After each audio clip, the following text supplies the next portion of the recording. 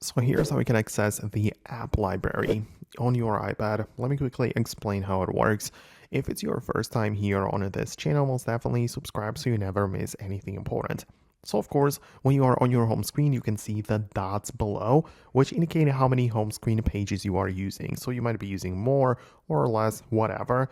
But the point is that you have to scroll through all of them toward the right, so you swipe like left. And once you get to the end of the home screen pages, the next one is going to be the app library. So you can see the different folders with all of your apps, and at the top you have the search field, which literally tells you that this is the app library. So that's what you can click on to perform a search, and when you click on it, it also sorts all of your apps in a list, which is alphabetically sorted, so it makes it even easier to find your apps. And it's like a place where all of your installed applications are going to be located, right? So on the home screen, you only add your favorite ones or those that you want to click on like frequently, but in here you will have access to all of your applications. So you can like hold down on the app and bring it to the home screen, or just hold down on it and delete it, right? So more options and things available in here, but that's it.